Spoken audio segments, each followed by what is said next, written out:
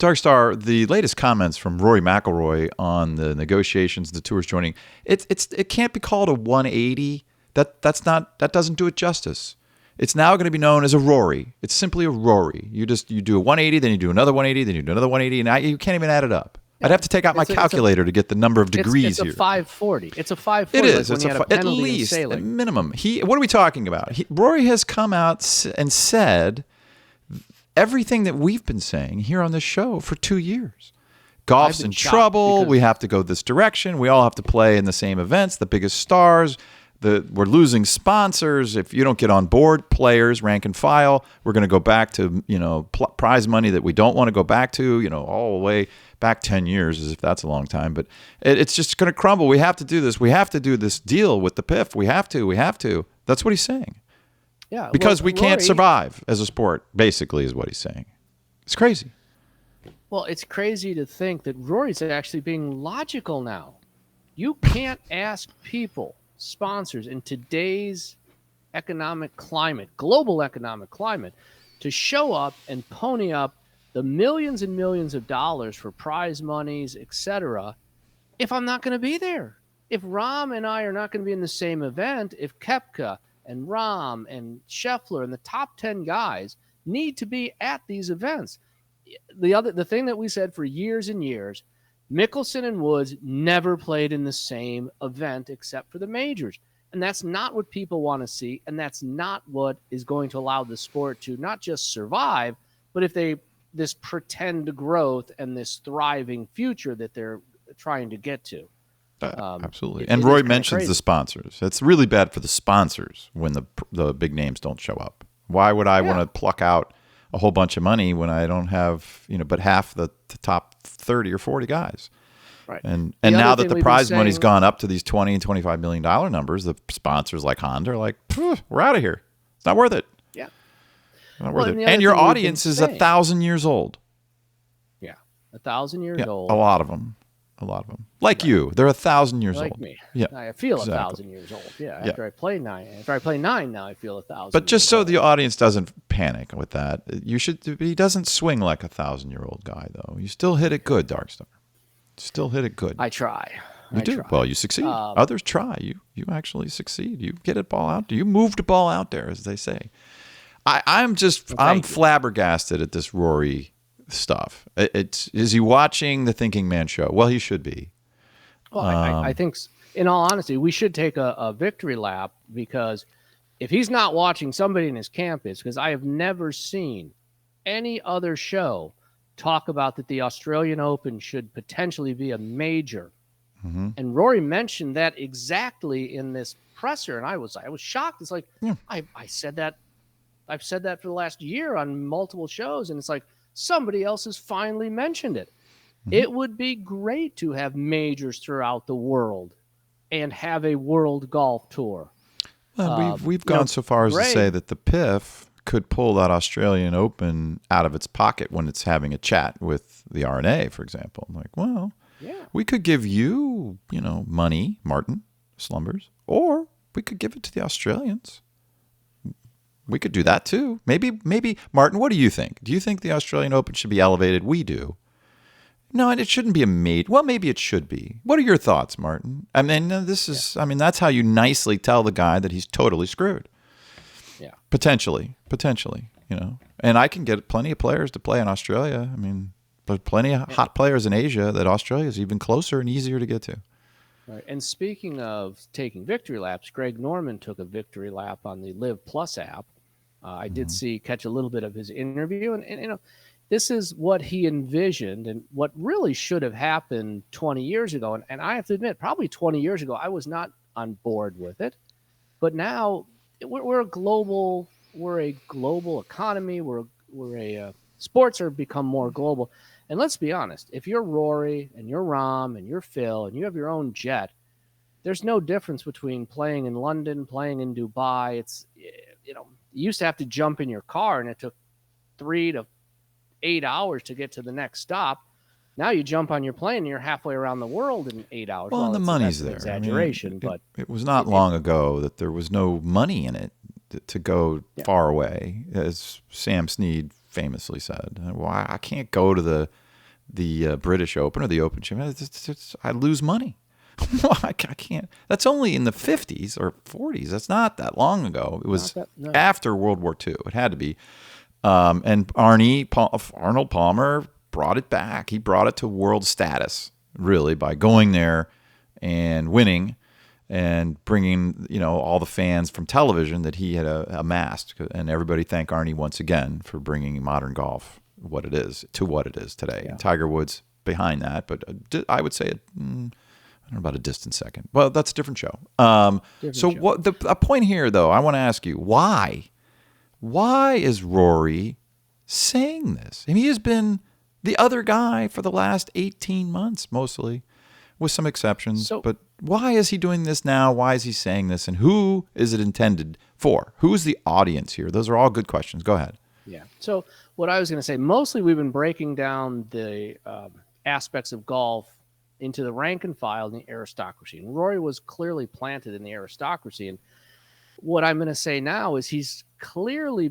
into a different realm. He's clearly into a world golf, and I'm part of the European Ryder Cup, etc. Another glaring comment was he talks about, hey, we're going to change. He didn't say we are going to change. He said we need to change, meaning I'm going to make sure we change our Ryder Cup so Jon Rahm can play. Mm-hmm. And I think he has been talking to Rahm, which means he's been talking to Phil. In a sense, means really Phil and Rory having a chat. I mean, I know Phil is bigger than that. Phil is not hurt by Rory's baloney for the last 18 months. He doesn't care. But Phil would have that conversation, but I'm not sure Rory would. No, I'm not sure Rory, but Rahm and Rory had a conversation. Sure, I can believe that. And Rory is now part of Europe and global golf. And we almost have three factions now because the DP Tour, as many Europeans, McGinley certainly on the Golf Channel had mentioned 100 times that the Euros felt a little slighted. Hey, by the way, we've been kicking your ass in the Ryder Cup, and you throw us a big bag of nothing in these negotiations. Odoriferous excrement? Yeah, right. We're going to take our ball and go back to Europe and go to Dubai and go to Australia. And if you don't want to join us for some big events, hey, it's too bad for you, because we think there's something we think we have something here. American sponsors, American private equity is not going to throw the money at golf that the PIF is going to. And they're going to want return, and they're going to want return at some point quickly on their investment if you're private equity in the United States. Yes. And obviously the Hondas are not going to pony up, $20-50 million. They throw in $8 million on a little event in Florida, and that's all they want to do. And that's why they are no longer doing it. Right. 8 million was kind of where we were at. 20 million, no, we're not going to do that. We've looked at your audience demographics, and they don't buy cars. No.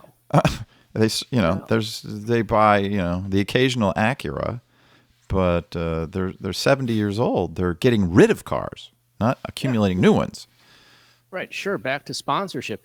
They do not make commercials or television shows for people like me. I'm not going. Well, but you're 1,000 years old. Okay. I'm 1,000 years old. Yeah, I am. But I still buy stuff. Yes. Yes, I know. You do. But they do not tail any You actually buy a lot of stuff. They should be advertising to you. Well, that's what I can't figure out. They should be. I actually have funds to purchase a Honda, etc.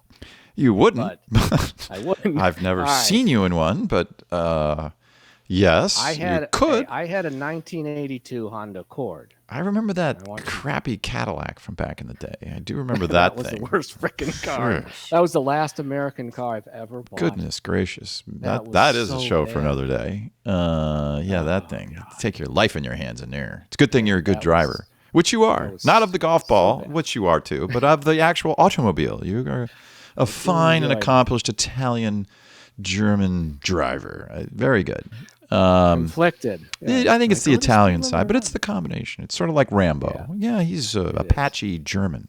Oh, wow, that's dangerous. I think. Wasn't that in one of those First Blood movies or the second one? I can't. Yeah, they revealed that in the script. So this thing with audience. Who's the audience for these comments? We haven't really. Who's the audience? Who is Rory speaking to by saying this publicly? Rory, well, he's speaking to the players. Which and players? To who the specifically? Aristocracy. Well, he's speaking to the rank and file. Hey guys, here's the deal. We're essentially going to have 2 tours. We're going to have the big tour with these world events and direct access to the majors, and you're going to have your own tour because, and I agree in this sense.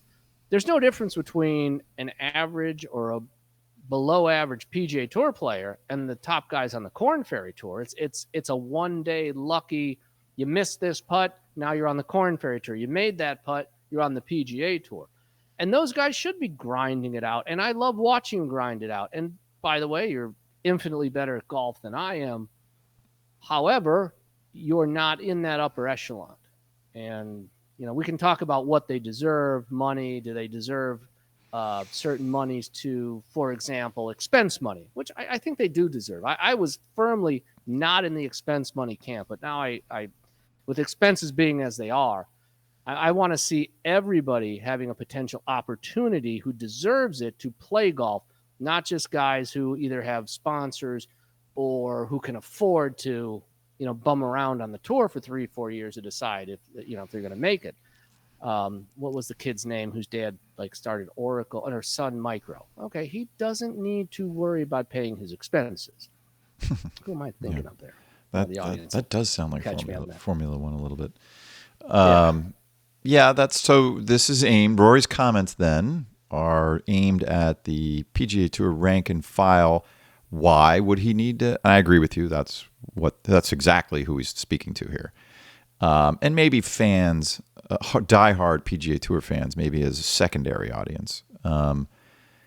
But why would he need to have comments with the rank and file? Why does he need to do that publicly? He could certainly make a few phone calls, but he did it this way to address the widest number of them. He's not going to call all 100 guys matter.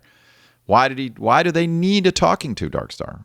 And who is their leader? Throw that in as well. Both those elements. Why do they need to be talked to by Rory in his mind? And who is the leader of the rank and file right now, do we think? Well, the leader, I don't know if it's Cantlay or not. I certainly think Tiger but it is in that camp. It could be. It could be.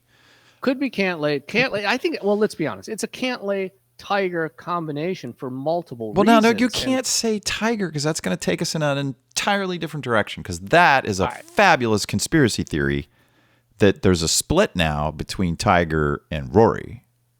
Well, and if that were true, that's a whole nother show. Well, let me can we throw in a couple of the theories and then we'll go back? Well, you got to be quick. Remember where we were. We're talking about rank and file and their leader, Patrick Cantlay. I agree. Just real quick, a couple of things that I picked up on. There was the pro at Grove 23 is in Dubai, and I would beat him. There's no doubt in my mind I would beat him. The teaching pro from Jordan's place? Yeah. Michael Jordan's place. Mm-hmm. Michael Jordan's place. Now, the point that I'm making here is Jordan has been anti-Tiger for a while.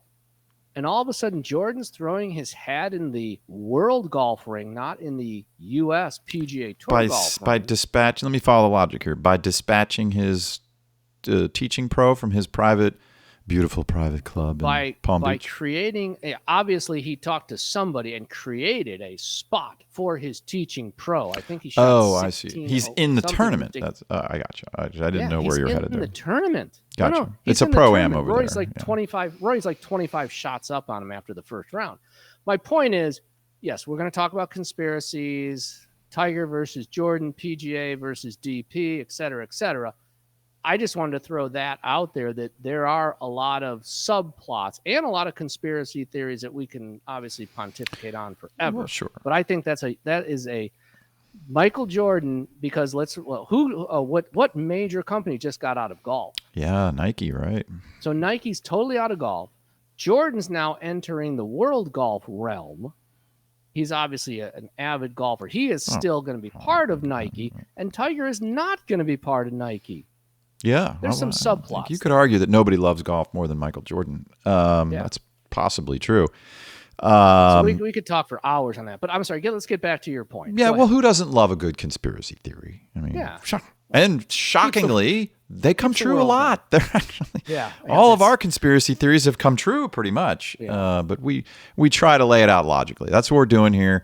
And that's a different show, Tiger versus Rory. But it's hard for us, for Turkstar and I, to imagine that Tiger and Rory are seeing the world exactly the same way, because it's hard to imagine why Tiger Woods would want the PIF and Nuco to be leading world golf, because it puts him in right field, way, way out there in right field. And that is not where Tiger likes to operate. Tiger likes to be in the middle of everything. So he's Tiger Woods, for crying out loud, right? I'm Tiger Woods. So that's a different show, but we'll go there. I would like to explore that, because that would be fascinating. Because Rory, you could say, worshipped, Tiger Woods growing up, and I don't know if that ever stopped, or if it has, or what's going on, or Tiger's on board with Rory 100%, but staying way in the background. That doesn't sound like Tiger either. Meanwhile, the golf league is disintegrating. The TGL thing, literally the tent collapses. I gotta believe that TGL thing is history. It doesn't sound like it's got a chance, unless if PIF is going to put Nuco out there and it's all going to work out as we have predicted a zillion times, and I continue to believe that 100%, in spite of everything that's going on. I mean, is PIF going to support the TGL?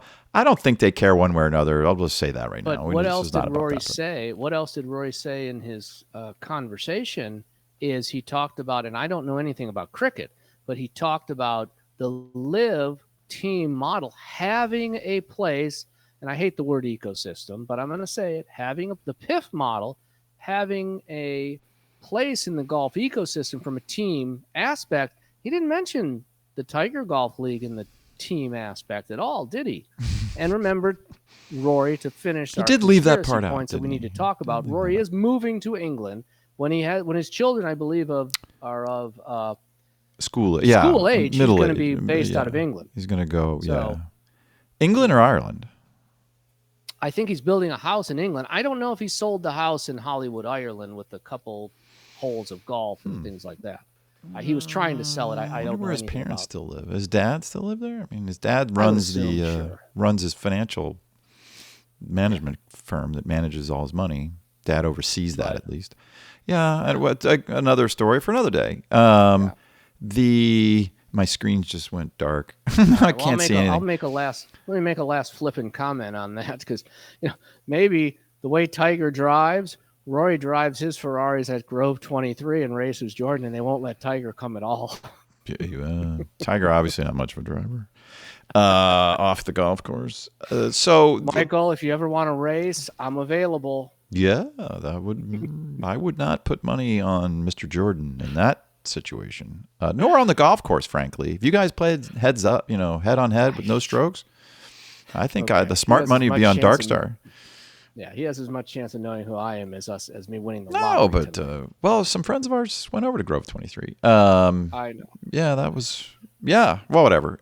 So back to Rory's message is aimed at the rank and file on the PGA Tour, and the message is clear, which is we need you guys to support the deal. So tell Cantlay and whoever else on the board, maybe that includes Tiger, Charlie Hoffman, Adam Scott, who else is on there? Those guys.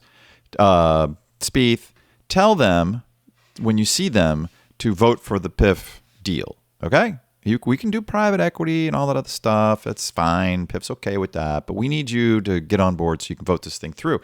I can't imagine there's any other reason to have this out there than that, which still shocks me that the Ed Hurley and his team allowed the players to have so much say-so, as odd as that sounds. I mean, I'm not against the players, but it's just, from looking at it as a business deal, logically, it's why would they surrender that unless they were forced to, and maybe they were. But that's a whole book somebody has going to have to write in the future about how this came down.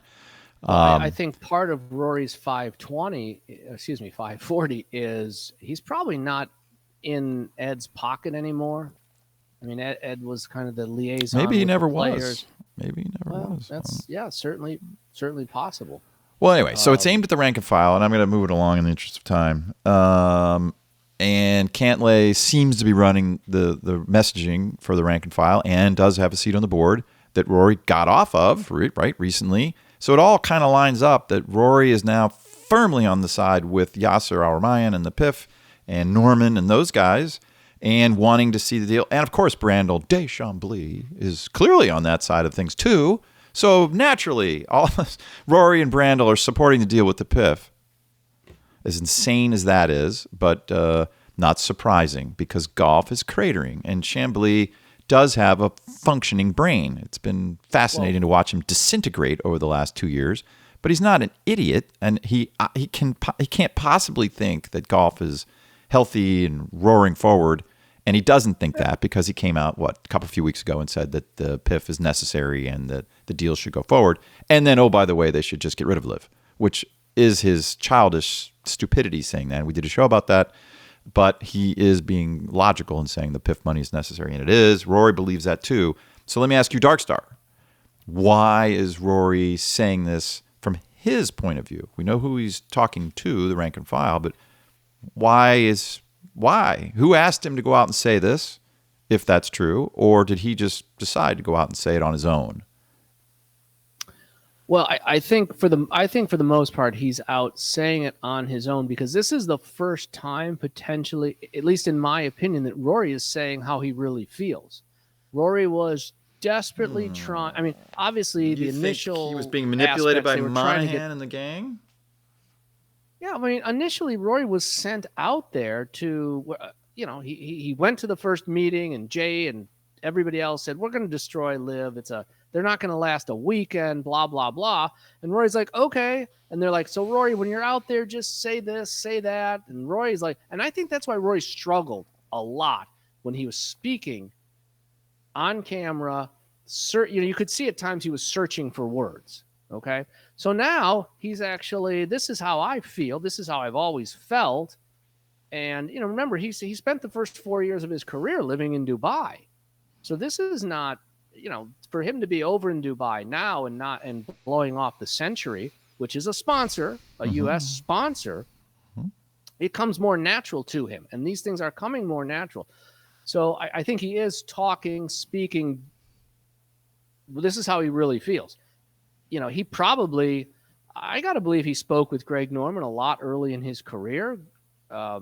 Greg's not. I think they had a relationship. The most approachable guy. Well, don't go there. Let me ask you a question again. In the interest of time, I'm going to get you a little more focused on this, which is it possible, probable, or impossible? So is it A, possible, B, probable, likely, or C, impossible? Couldn't happen. That Yasser Al-Rumayyan called Rory or set up a phone call, that they have talked in the last 2 weeks. Directly, one-on-one. Well, I think they probably had dinner together 3 or 4 So you're going times. to option D, which wasn't even on the table, that not only is it possible and probable, they had dinner. No, not friends. Yeah. Close friends. Lifelong friends. Yeah, exactly. Lifelong friends. No, absolutely. You think that. You think that. I do. Okay. You're making news here. You think that Rory sat down with Yasser for maybe a meal over there in the Middle East when he's been over there in Dubai? By the way, when you're over there in the Middle East and you're Rory McIlroy, you can, I don't want to say hide, but you certainly can be covert on where you go, when you go. Oh my gosh, of course. They're not free societies typically. Right? I mean, you can move around there a lot. But they don't have a press. You're not going to run into the paparazzi running around. You're not going to run into paparazzi. That's what I mean by so that. I think for sure they had dinner. Why wouldn't he? Well, let me ask you this. Could they not have met in London very easily? Remember, Yasser's in London probably all the time. Sure. In addition to the PIF owns Newcastle United, which is in season right now, and he's got reasons to be there besides that. He's got multiple reasons, multiple business reasons, multiple financial reasons. They probably have their principal banking relationships, I'm sure, are in London. So Yasser's probably in London more than he's in anywhere else. Yeah. So they could have easily met there too, in some private club, of course. Some dining club in London would have been delightful. Sure. But you think that happened? I absolutely think, because Rory has done, as we've described it, as a 540. He has not. I don't think he talked to Greg. I don't think he's speaking with Greg anymore. I think he's burnt that bridge to a great degree. They may have spoke early in Rory's career 20 years ago, but they're not speaking anymore. Phil would certainly take a phone call from Rory, but he wouldn't. So would Greg. I don't think Rory would do that. I don't think Rory is any interest in talking to those two guys. But there's no question he spoke with Rahm, and there's no question that he's going to want to help. Rory right now is going to want to help have a smooth deal, a smooth transition to where these top players play in these type of events. Because I truly believe if you're Rory, you want to win the Masters, right? But outside of that, the only thing that gets Rory's juices flowing is competing against the best. I mean, he's over there in Dubai, and I don't know who else is over there. I haven't seen a lot of big names, but it's like Rory's thinking to himself, I shot 62 today. It felt like I shot 80. This is a DP World event, yeah. This is a DP so World maybe event. It's simple as I'm supporting the DP World Tour for this, that, or the next reason. And he's always been a supporter of Europe, the DP Tour, kind of. The Ryder Cup. I can hear some of our friends and fans in the UK, particularly in Ireland, saying, that guy sold us down the river, man. He's not supporting the DP World Tour. You're right, he did, but that's my point. That I'm giving him the benefit of the doubt that was not the true Rory McIlroy, that's what he was told to say. He moved to America and started playing the PGA Tour. I mean, they all do, but they all do. I'd say Seve Ballesteros did a better job of managing both of those. But Rory Rory has announced, now words are cheap, right? He has announced that in the future he's going to move back to Europe, but that's, maybe not. Who knows? What that, see how far that's years away. Poppy is a tot. She's a tiny tot right now. So he's got a long time to think about it. Maybe he wants her educated and whatever siblings that may come along in Europe. Okay, I could understand that. Sure. But we'll have to see. But you think that Yasser and Rory sat down. Okay.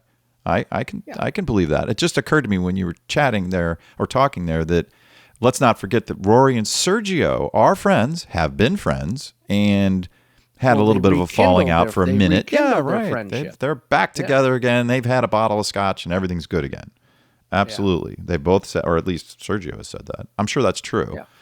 Right. So he could very easily be talking to Sergio right now and John.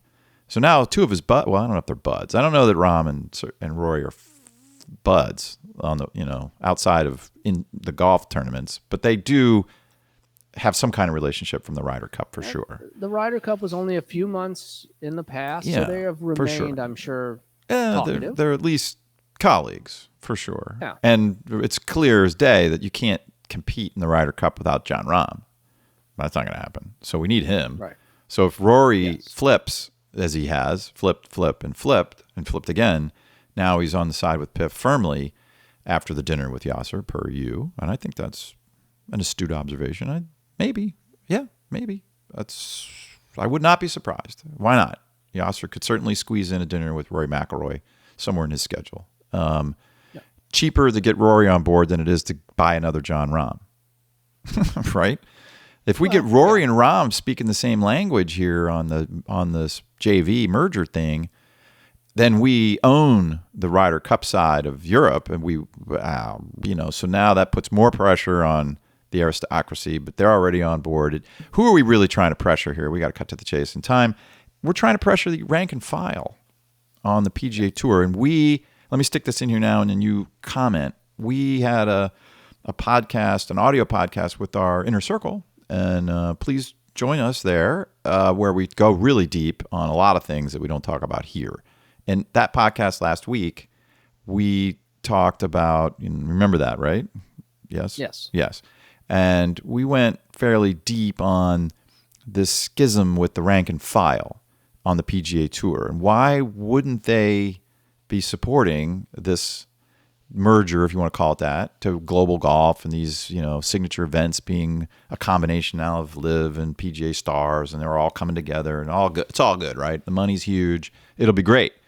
And we touched on the following, which is competition. Why do we want more competition? We're already cutting each other's throats here on the Korn Ferry and the PGA Tier 2 tour now, not signature events. It's already brutal. Yeah, it's great if you're a superstar. This is awesome, this merger thing. But if you're us, if you're just number 75, I'm a heck of a player. I've worked my rear end off to get here, and I want to make more money than I'm making. I want to win more times than I've ever won, or maybe I've never won. Why do I want to be playing against the whole world? I already have enough problems. So no, we'd like to keep the tour kind of the way it was, maybe with a few enhancements, but we'd like a little bit of PE money, get a little more prize money. Yeah, of course that's great, but we don't want all that global feeder tour stuff from Asia and Australia even more and all the no thanks. We went even deeper into that. Go get that podcast, sure. Audio podcast. It's on Substack. So how do they resolve this, Darkstar? How does the aristocracy with John and Rory and the gang and all of that, how do they get the rank and file to come along, to join us and vote for this merger?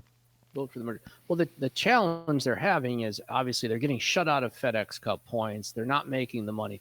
It's going to be a challenge in the sense of they've already been sold down the river once. So more than how once. do you have to make them believe, and the only way you're going to do it, this is the critical transition year, this 2024. There has to be enough pathways to these signature events, and there has to be enough money trickling down to the regular events for these guys to believe. There is nothing. There is, knowing myself, knowing the way most athletes feel, there is nothing word-wise. There are no words that are going to convince me that you are actually looking out for me in any possible way. So it has to be an action, yes. Not words. And, like I said, they already told them, who was it? They talked about they're getting 700. Chris Kirk just got 700 FedEx points for winning the Century, a limited field event on a course that is very easy. So that action already goes to show, hey, guys, you're going to have to really work hard and get lucky. You're going to have 1 or 2, 3 chances, and you're going to have to take advantage of them. Here are your chances. This event, that event, you're going to get elevated. We're going to throw a little more money. But there are no words that are going to convince the rank and file that there is anybody looking out for them. Has that ever been the case? Has anybody in the history of the world looked out for the rank and file? George Washington comes to mind. All right. But he was one of the very few. That's why he is who he is. A billionaire in his day, and he was looking out for the little guy to the tune of wanting, was going to almost certainly be hanged for treason if it didn't work out, which it most certainly would not have, but it did. They had a 1 in 3 chance. No way they had a 1 in 3 chance. Are you kidding me? That was, I give them 1 in 3. No. Someday maybe, I would love to go through the words. Then you want me to do what? Yeah, we want you to lead the army. What army? We don't have an army. Against who? The Brits? Are you kidding? Army. You're kidding. They're the largest military on the planet. They'll wipe us out. I've worked with them before in the last war when we were on the same side. No, what? No, home. I want to be home. I have money. I don't want to do that. And he did it anyway. Let's say story for another day. So what? I want to. We have to kind of wrap it up because we've gone a little deep here, but in time. But we'd like to make a little, since Rory's now watching the show. Clearly, based on his comments, and we get those checks from Liv regularly. So, since the next Liv check's due to show up here any minute, we need to throw out an idea for the rank and file. You ready? Wait, when did the first one show up? Oh, long time ago. We'll try to let you know when we commandeer the rest of your money. But pay no attention to that new sports car in the driveway. But pay no attention to that. Why doesn't Liv make co-public through, I don't know, Mickelson maybe, somebody. Koepka would be a good guy to do it, or DeChambeau. Koepka may be the right guy. Send them out there to some wherever, maybe here on this show, and they can say something like, well, yeah, we're going to open up the teams.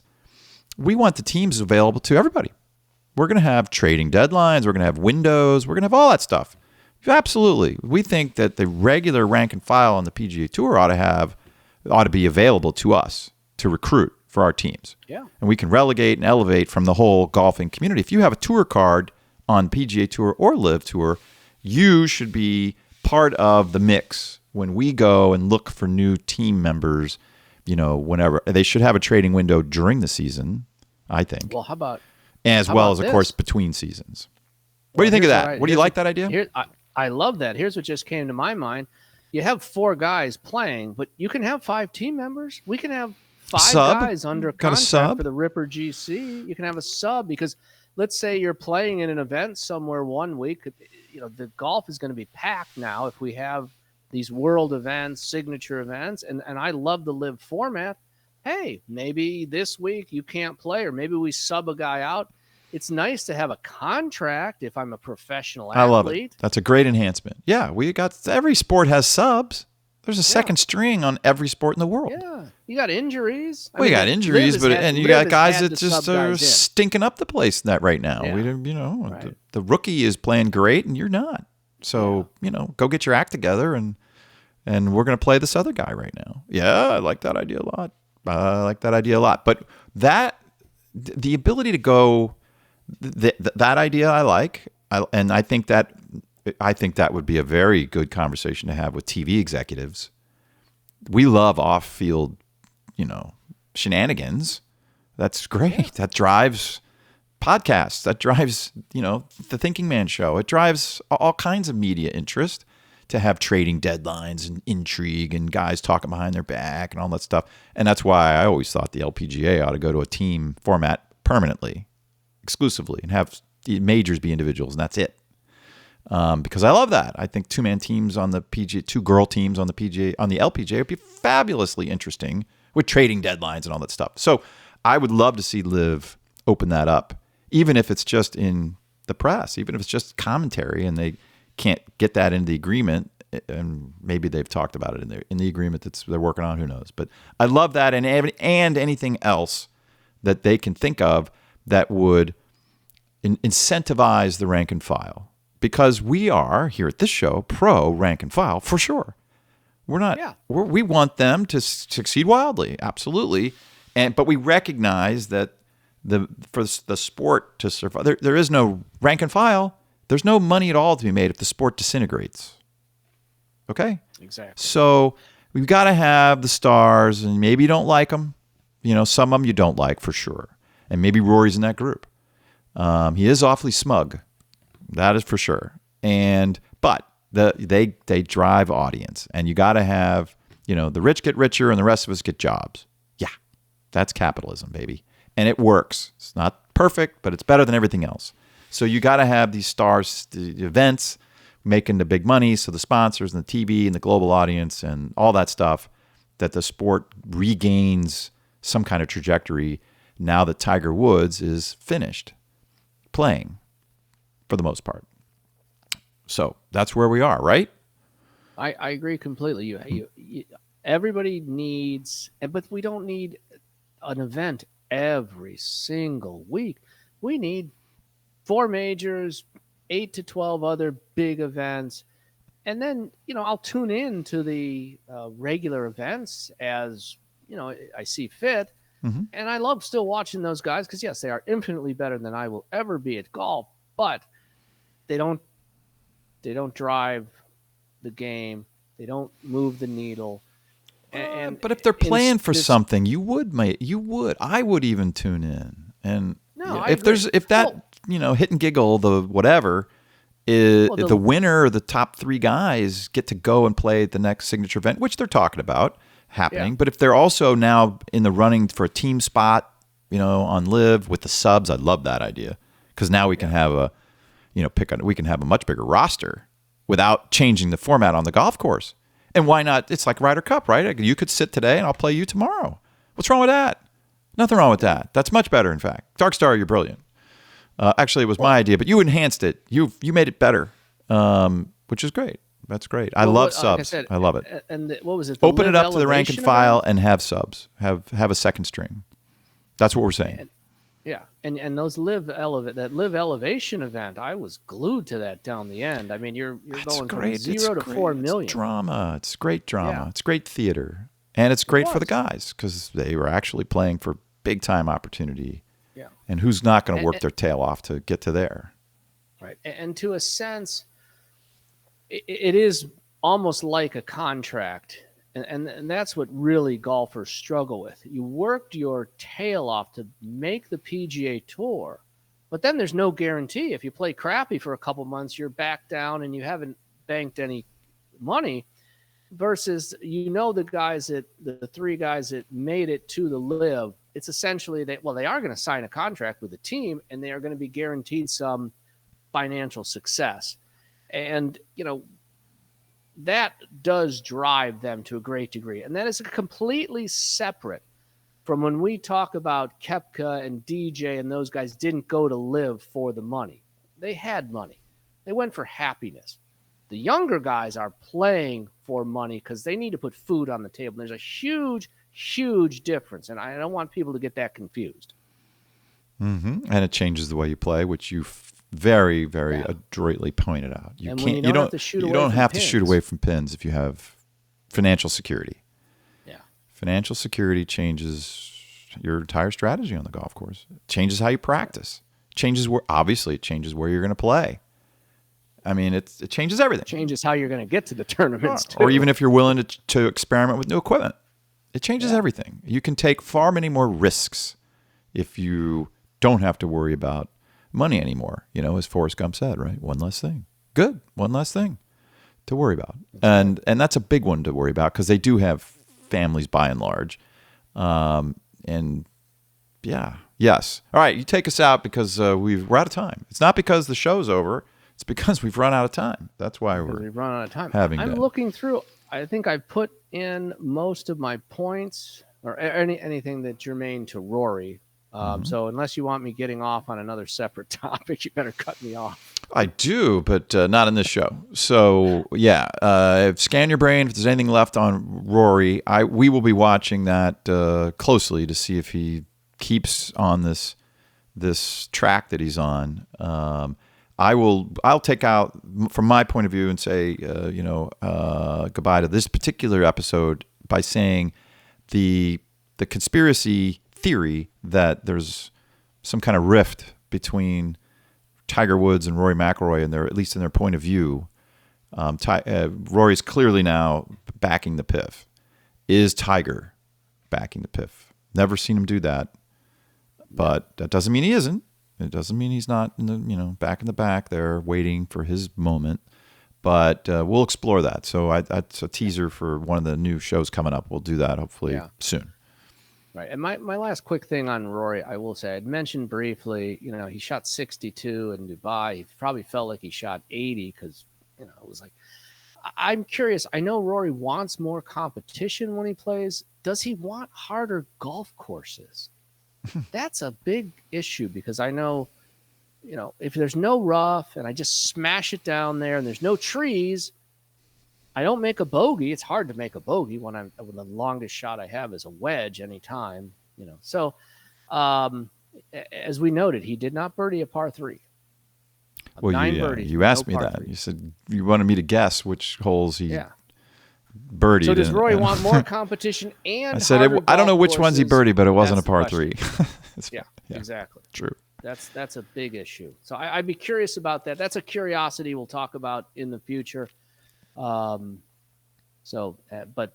those are my final parting thoughts, and Dr. Darkstar is out. All right. Well, for today, then, what is today? Thursday, the 11th of January. Happy New Year. We didn't say that yet to our YouTube fans. Yeah. We appreciate it. We're looking forward to a great year. But for now, B-Team is out. If you're a fan of the show, be sure to subscribe to our new audio podcast, Unfiltered and Off Script.